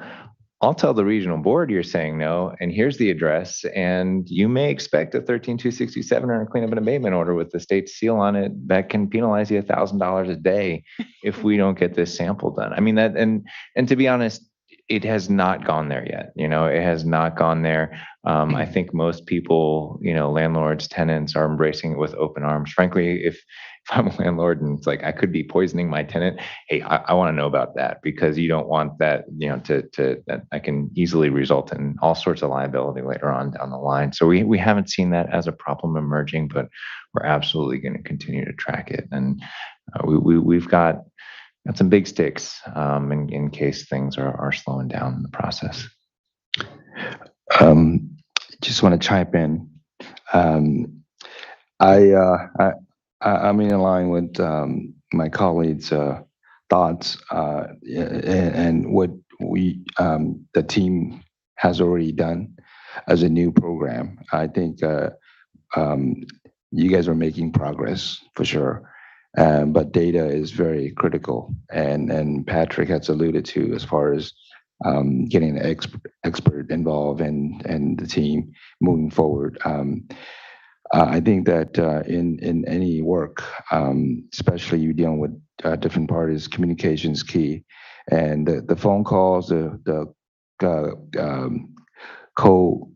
door knockings, those are great. And I would even throw in there, maybe the follow-up could be texting, or provide them, the type of communication format that they would like, email, phone calls, textings, or mail, so that they have options. And, and we talk about equity, so that different language provided, if needed, that would be really helpful if needed be. So continue to work on this. It's very great program, and thank you. I appreciate it. Appreciate that. Thank you. Hello, Chair Bradford. I don't know if you can hear me. Yes. Okay. I just wanted to make a few comments. I had to turn my screen off. It keeps glitching in and out. I just want to commend you on this project. I love your outreach. I mean, it literally sounds like somebody running a campaign or a measure or an election. That is very, I mean, you did a great job. I wouldn't joke somebody hires you all to run their campaign or election next, but you literally, with canvassing, geofencing, social media, I mean, trunk or treat is the classic go-to for elected officials, and you guys did it. I mean, I love it. So I think this is innovative. It's showing we are like, this is cutting edge, innovative. No one's ever done it. And I think you guys will now be the model people look to next when they talk about outreach in communities. So I just wanted to comment on that portion of it. that's when you create something that no one's done before, and you hit it out of the, in my opinion, out of the ballpark. So congratulations on that. And the work is so important. And when I first came on this board, CV Salts in a way seemed far away. But to see the progress staff, everyone's making towards this and the outreach that's happening, it really gives me a lot of hope. So I just want to say that I'm thoroughly impressed with how this project is being ran. So kudos to everyone involved. Great job. Thanks, Thank you. Raji. Thank you so much. I have a feeling you were very convincing in that discussion with the homeowner, Sarah. Love to have been a fly on the wall for that one. Mindy, are there any interested parties that wanted to comment on this item? Yes, we have 3 people here and 3 people on the phone. The Okay. first one, do the people here first. Please. JB Catabella.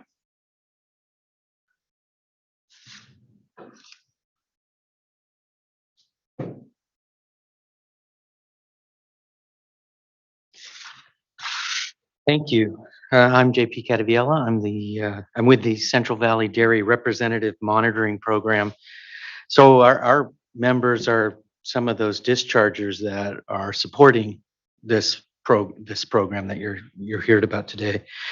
And we're happy to do it. We need this for compliance. We appreciate this kind of creative program that has allowed folks to continue in business while also working together to solve the water quality issues at the same time. To date, our members have committed more than $2 million to this program, and that will just continue over time. And of course, we're just a small part of that discharger investment. And so as a result of that investment, my job's actually changed. I spent a lot of time at management zone meetings, making sure our money's being spent. We don't just write a check and say, okay, well, it must be all right. We go and we actively participate in these management zones to make sure that they're successful and to share ideas. And so that's been I joke with some of my colleagues that and I believe this to be true, I have attended more management zone meetings than anyone else alive. So, and I've also watched our farmers, there's going to be shouts out for lots of folks, but our farmers and dairymen and other volunteers show up there's a number of boards to oversee these efforts now, and they're showing up and are participating on boards of directors for nonprofits and all of this stuff, that's been added to their plate, but I think they're glad to do it. So I've watched with admiration as some of the people you've seen today, many hardworking people have committed themselves to making this work, to make it easy, to doing all kinds of hard work behind the scenes to make it really easy for somebody to pick up the phone or fill out an application and get a free test and get free water. That is certainly one of the goals. But the other one that we don't talk about as much, but is just as important to us, is to make it easy for the dischargers. To make it easy for them to support this program that they believe in, but they have a farm to run, they have a dairy to run, or whatever it is they're doing, they have a business to run. And these hardworking people make it possible for them to continue to do that while the problem gets addressed. I've also watched, and I just on a personal note, I watched them turn into nerds about this stuff, which is wonderful. When somebody's really into something because they get enthusiastic about it, right? They start telling you about outreach. And I've watched all these people who I was not aware before knew anything about social media, and they're learning, they're sharing with each other all the tips. Denise asked a great question earlier about how do you get everybody? Well, they get together all the time. I think Patrick mentioned it, but they get together really often. And I know because I go to those meetings and they're sharing recipes. This worked, this didn't work. I don't like this, but and they argue why their strategy is better. And it's great to see that kind of enthusiasm because they're really attacking it. And that's actually, you see that at the management level. So you see like people like Perry Clausen and Sarah. These folks left their previous career. This is what they do now. They run management zones. This is their life now, and they've lit up. I don't want to but they really are proud of what they're doing, and they should be. You know, they're really excited about the fact that they're solving a problem in society. And we're happy to invest in them being able to do that. And then I also want to give a lot of credit to, there's people in here, couldn't possibly introduce them all, who work for these management zones now. But like, I just want to mention, for example, one of them, Jesus Nunez, who's here. He's the one that was out taking the pictures of all those dogs that you saw, you know. So we've been worried about like, what's going to happen when we go to rural areas and run up against dogs out in the country. Well, he knows. He's been doing it. And for the most part, he's just got such a great attitude. You know, one dog did bite him, but all the other dogs, he's just talking about how good the other dogs are. That's the kind of people we have working for us now doing this job. I'm so proud of them. And I wish I could mention all the others, but just Perry's got an army of people behind him that actually get all the work done, you know, and he's a great leader, but it's so important to have those folks out there. So I guess I'll wrap up. I'm sure I'm out of time. When I see this, I have every confidence that this program is already a success and will only get more successful over time. And I just want to thank you as a board for your trust and support in this crazy, completely novel regulatory program that there's nothing like anywhere in the world to give us a chance to do it. And we will continue to work with you and with the management zones to make sure that we continue to earn that trust. Thank you. Yeah, I said all along when I first got on this board and CV Salts was being introduced, how impressed I was with the collaboration that has taken place and working with the coalitions, and this CV Salts project is definitely one of those. So the work that's happening must go on, and you know, we're very proud of the staff and the work that they've done in this process. So we just want to keep moving it forward. All those little glitches that are there, you know, as we move forward, hopefully those things will dissolve. And they've been worked out, like Sarah did with one of the owners, property owners. But we will continue to look forward to the progress. And thank you very much.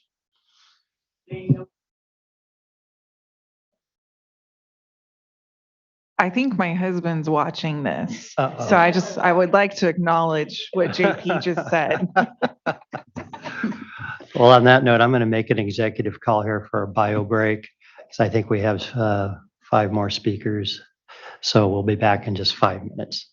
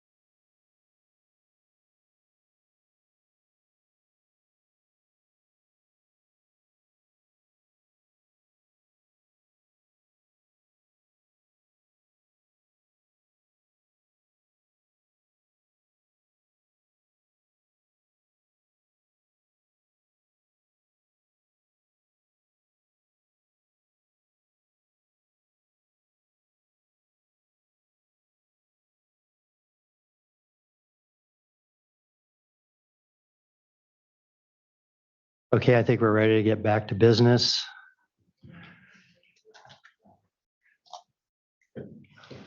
So Mindy, who's next? Next, we have Perry Klassen with Valley Water Collaborative.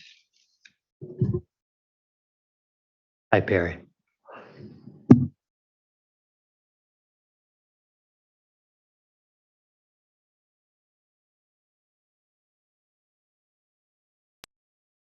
Sorry, not hearing any audio. Button first. Okay. Thank you, Chair Bradford, members of the board. Glad to be able to have the time to, or giving me the time to talk about our activities. Sarah has done a good overview of all the management zones and some of the work we've done. And I want to just take you on a little whirlwind ride because there's a lot of things I don't want to get in too much detail, but just to give you an idea of what it takes, what we've done over the last 18 months. And all the things that we've been doing, my staff that are sitting behind you are really the ones that are due the congratulations. They're really hardworking. They've done a lot of great stuff. The only one that isn't here, Ezra Clausen, my son, has been helping on the canvassing. He's watching on Zoom. But I want to use a silly metaphor. So if you see their eyes rolling back there, on May of 2021, we started a drag race. And we were all on the starting line. We launched our postcards, but it wasn't that smooth quarter mile in front of us. It was a drag race across the Sierra Nevadas. Kid you not, every month we would find another mountain. We got the Safer Project. We found Mount Whitney mountains. I mean, we could climb them. We got over them, but this has been the most unique and challenging program I've ever worked on in my career, and it's not finished yet. But what we've been able to do, all the management zones have been able to do is take advantage of our existing tools that you've heard about. For us, we did the basic ones. The day of the launch, we sent out a postcard to 4,000 residences identified in disadvantaged communities and high nitrate areas. We also worked with the press, letting them know we're going to launch. They ran an article for us. And between the postcards and the article, we got a rash of applications. Then we did that contest with the high schools that you saw with the displays. They ran another article. We got a whole bunch more applications. So media relations worked really well for us. And then we also started the beginning of the year tracking where the applications were coming from. And that's been real telling and revealing to us as to how are people hearing about us. And the most highest response, they have a box they have to check when they're signing up, is talking to their neighbors and friends. Right next to that is the postcards. And I really think the two are linked. They get a postcard, they get the sample, they tell their neighbors about it. And then even third behind that is the newspapers. So it's all kind of intermingled that it's personal communications. You know, we're doing social media. I believe in it. I think it's great. We go to a lot of shows. Jesus and Ezra have been to the Stanislaus County Fair, food banks. After Denise recommended, we've gone to a lot of different places to try to get the word out. And even as you heard about the canvassing, over 400 doors have been knocked on, a lot of people talked to. We've gotten 5 applications. And that we're not disappointed in that, because and one thing that came across recently from an applicant that is very telling is we have all these options of the things I just mentioned, and then they list other. This person said, I saw you at a municipal advisory council meeting. I saw you at the county fair. I read the newspaper articles. Then I saw you at the farmers markets. So it took 4 impressions to get that person to finally fill out that form. And the thing that's unique, I want to emphasize, these are domestic wells of individuals living out in the country typically. And so where do you go to reach these people? You know, you think about Modesto and Turlock, big cities. We're not targeting the Modesto and Turlocks. We want those guys that are out in the country. And it's a very challenging method to try to effectively reach those people. I think eventually what this has just told us is we need to keep doing everything, because a combination of these things are what's really going to get them to say yes.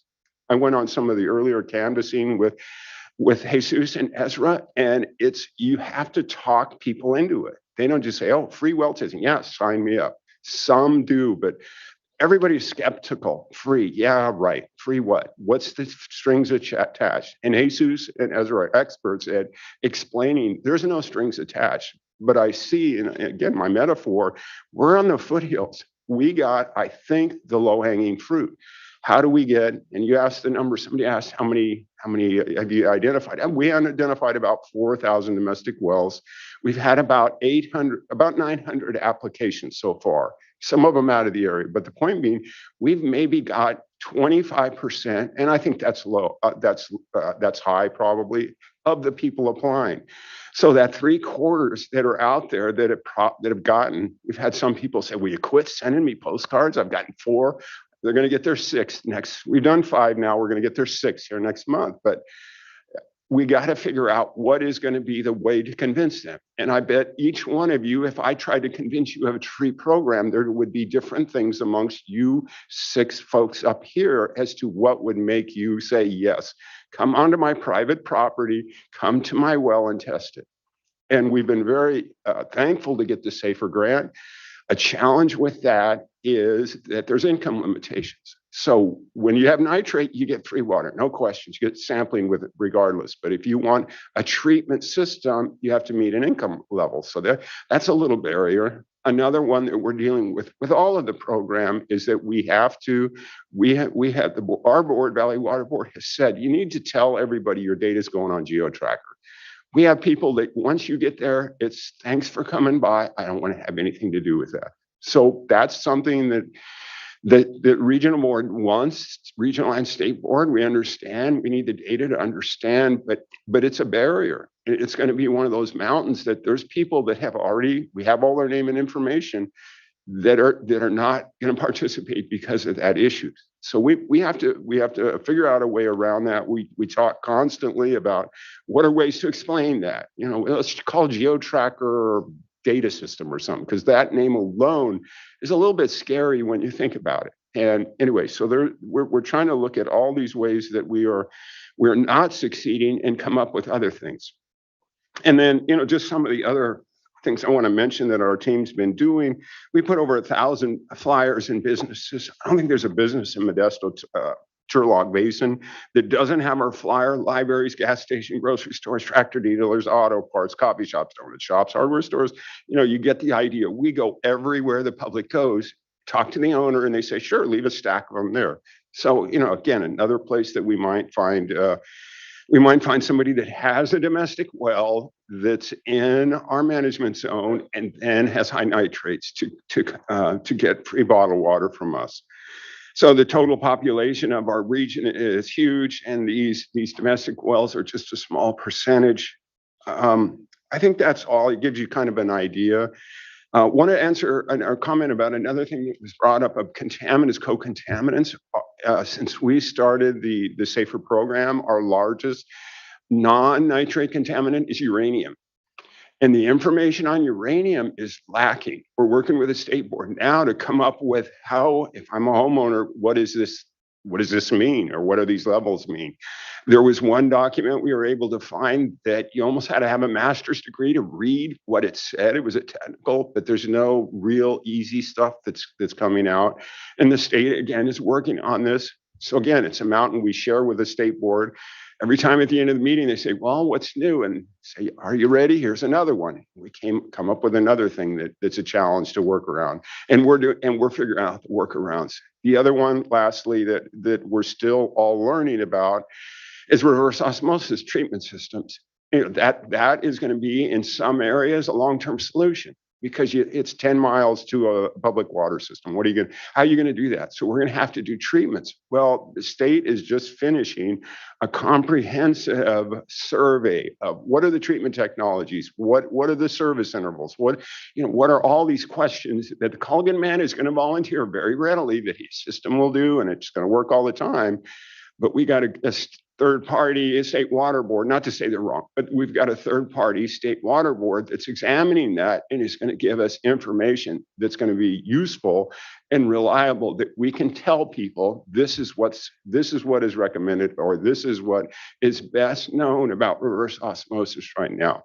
So we're all, Sarah and I, we are becoming drinking water people. I could tell you the nitrogen use of watermelons and peaches. We'll have to work on that, Patrick, your peaches next summer here with that comment earlier. But But this is completely new to all of us that are in this. And we're quick studies. We talk to the right people. State is great on this and regional board staff.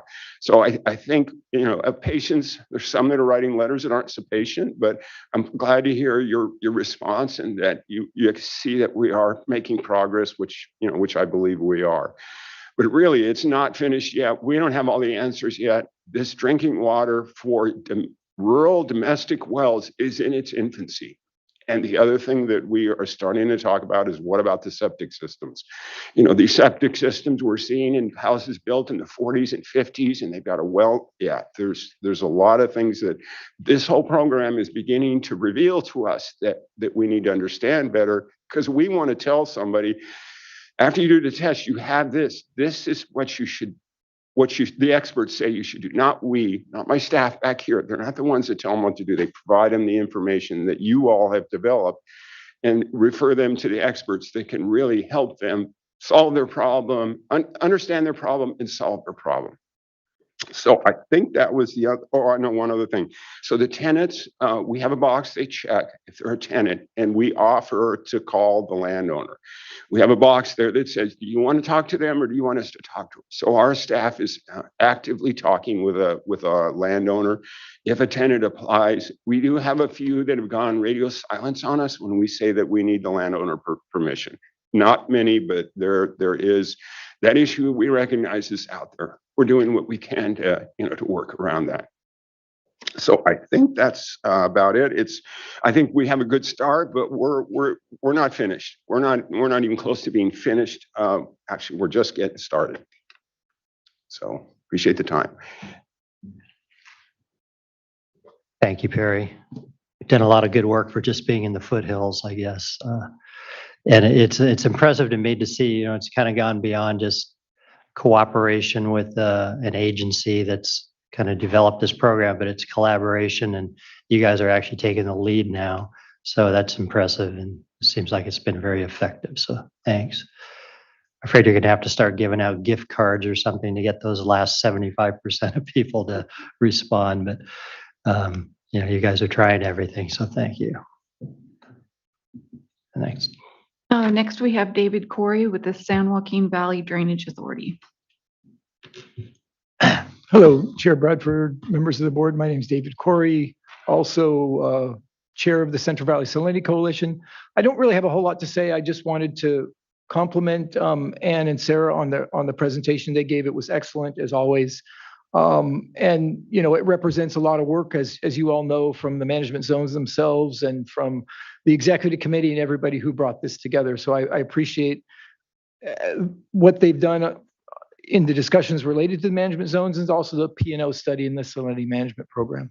The other thing I want to commend the board itself on the interaction that took place today in the presentation. And I was sitting here listening. I learned quite a bit, even as many CV Salts meetings I've sat in. I've learned quite a bit from this presentation, just in terms of what the management zones are doing.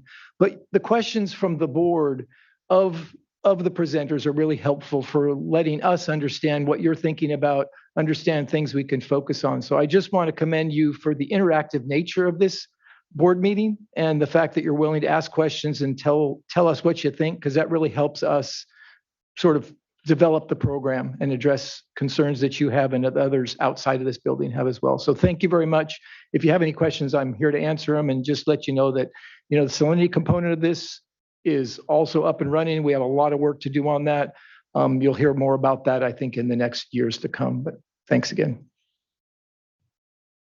Thank you, David. Next, we have Charlotte Schill representing Tule Basin Management Zone online. Good morning. I apologize. I wasn't planning on commenting. I was just here as, participating with the other management zones, showing my support and to answer any questions if there were any specifically directed towards Tule. But I think Sarah and Perry really covered everything. Thank you both. Thank you. Next.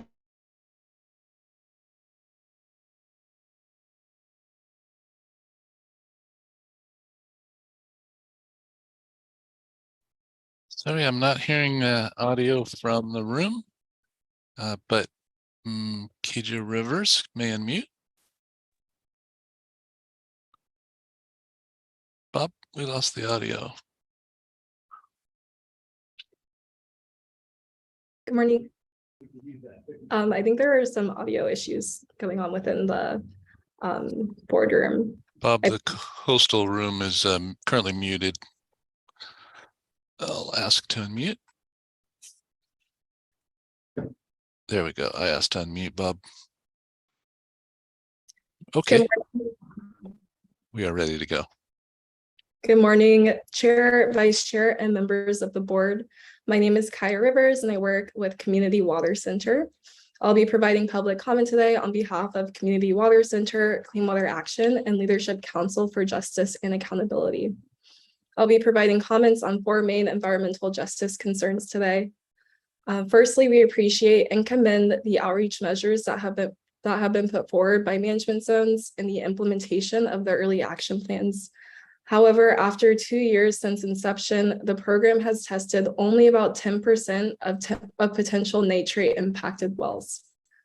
That means up to 13,000 households may be consuming contaminated water, and these numbers are from the recent management zone summary reports. It is critical that management zones reflect the urgency of this problem and be proactive in reaching out to these residents. More resources must be channeled towards having dedicated persons to conduct culturally appropriate and effective door-to-door outreach. We want to emphasize that these are supposed to be early action plans. What is the board going to do to make sure that 13,000 households have safe water this year? Secondly, as management zone implementation plans are being drafted, nitrate impacted residents must be engaged in this process to address the contamination that they have to live with every single day. They must be part of these discussions about when and how dischargers will reduce their nitrate discharges to protect drinking water. Communities need to see long-term drinking water solutions and concrete restoration plans for polluted groundwater basins. Additionally, we are glad to see that Valley Water Collaborative Management Zone has assigned and finalized co-contaminant testing agreement with the SAFER program, and that Chowchilla Management Zone is already testing for other contaminants. However, it took well over a year to finalize that agreement. This has to happen for other management zones and needs to happen much more quickly. This is important because households need to be aware of contaminants other than nitrate in their water, especially since various contaminants are present in the Central Valley's groundwater and negatively impact one's health. Finally, we are glad to see that conversations are being had with the Irrigated Lands Regulatory Program, as we would also like to see the integration of well testing data from the Irrigated Lands Regulatory Program and CV Salts Program. It is important to use this data to better locate nitrate impacted households. The Irrigated Lands Program is working to make this data readily accessible to management zones, and we ask that the Regional Water Board ensures that this data is integrated by management zones to conduct better outreach. Thank you, Board, for the opportunity to provide comments today.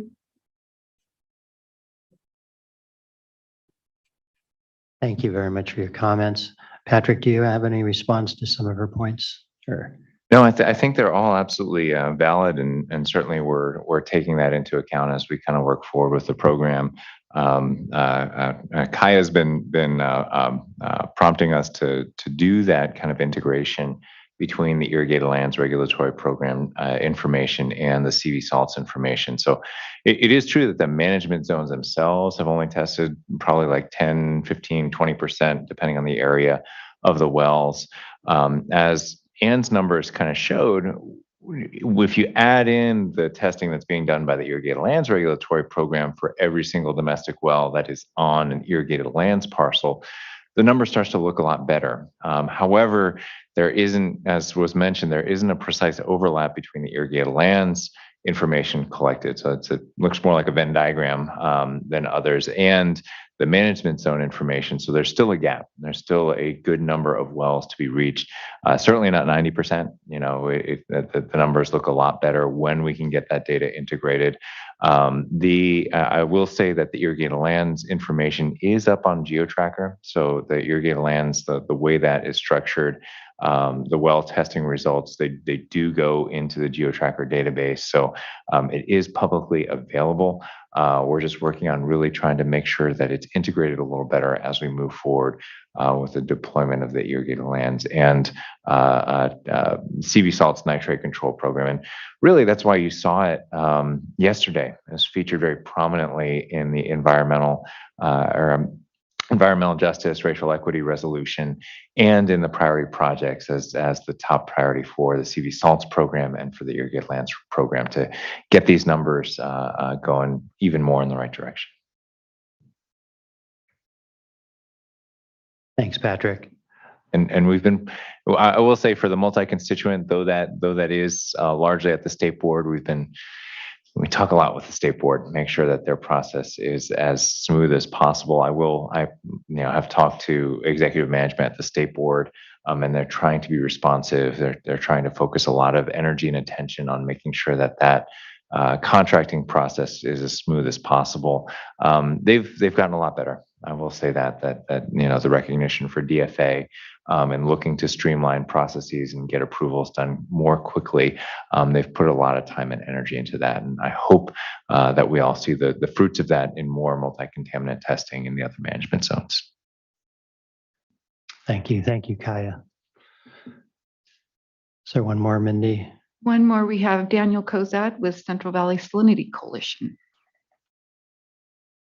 Sir, you may unmute.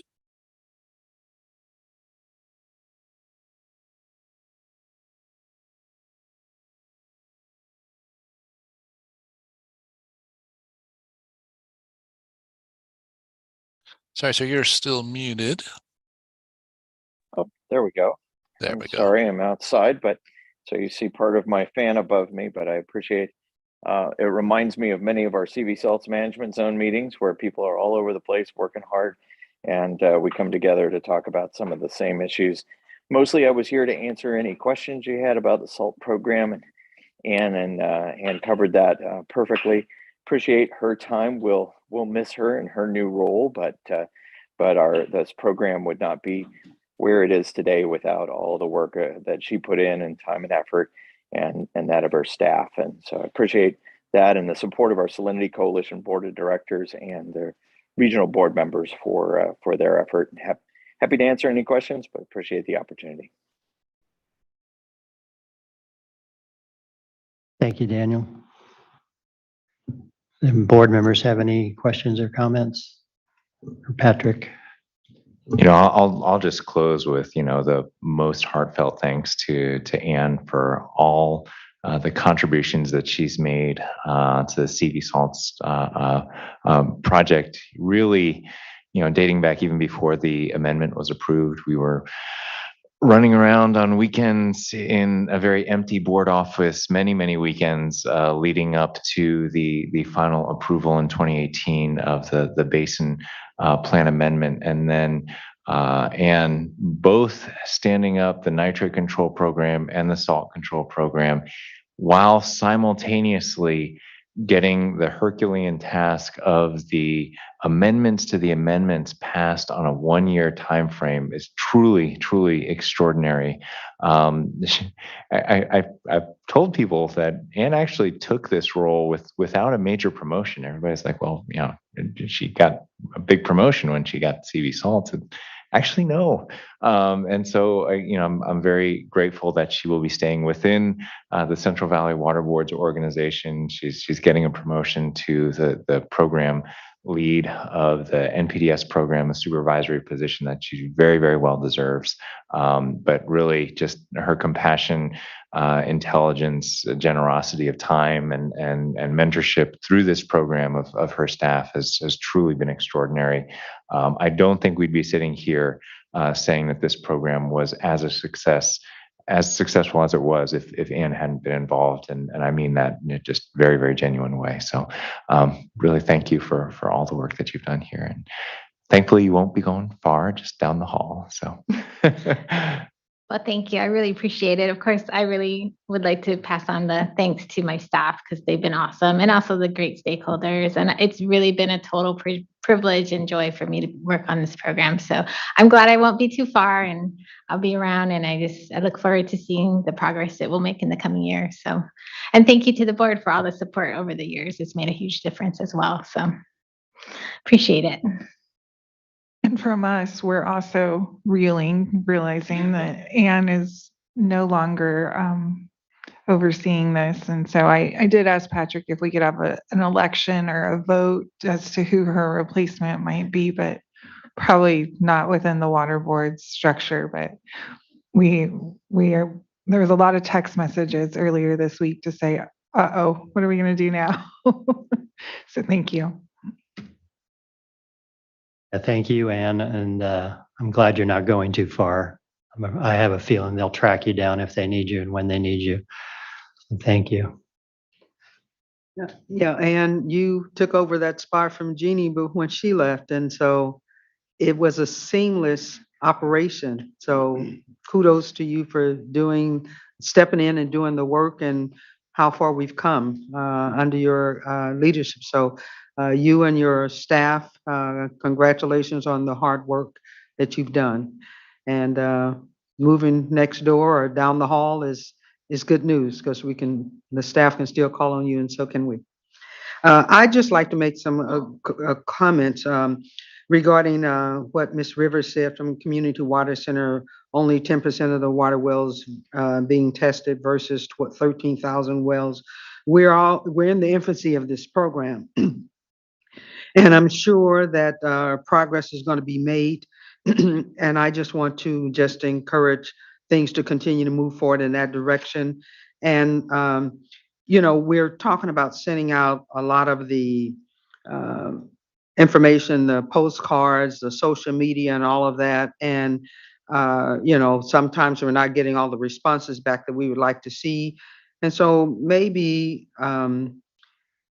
somewhere along in that process, we might want to look at the language, the wording that we're putting out there for people to capture their attention. We might start off with something nice or whatever, but it's like what the real issue is contamination in the water. So how do we ask people and not be, I won't say not be so nice about it, but how do we get the answers or get them to respond? But we really need to give some thought to the words that are going out to get their attention for them to want to respond. And a lot of people, just like you say, you get a postcard up, goes in the trash. But if there's an alert or something, some kind of way, something that triggers them having to respond, it might make a big difference. I'd just like to see these numbers continue to improve because while we're still working on this, we still have communities that have contaminated water. So that's my focus and concern, and that's what was being expressed by the Community Water Center, and I do definitely understand that, but I don't want to take anything away from the work that's being done, the collaboration, the stakeholders' participation, and where we are. But we really want to see those numbers significantly improved to where we can actually say that the Central Valley is addressing the disadvantaged communities that have been impacted by the water of these discharges. Thank you both very much. And great job. Thank you. And just quickly on that, I think what the Kings Water Alliance recently did with their campaign was to try different messaging in tandem to see, to your point, what might work better. And we'll certainly be working with them to bring that into the attention of people to elevate the importance of water quality. I think I mentioned, but when this started, COVID was very much a human health crisis and had a lot of attention and bandwidth. So I think where we are now allows people again to say, okay, and our public health officials working with community providers and clinics and things like that, I think is on the list of new things to try now that maybe they're not so overburdened with addressing COVID.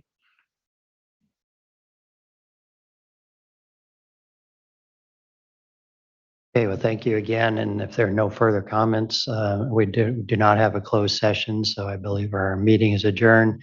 So I wish everybody happy holidays and keep that snow and rain coming. Let's. Right. Next board meeting will be the 23rd and 24th of February. And all indications are we should be able to have it back in our home office back in Rancho Cordova. But much thanks to everyone. Thank you. Happy holidays. Thanks to Bob in the back who's made it work. Really looks like we've done this before, even though we haven't. Thank you so much. And thanks to Jean.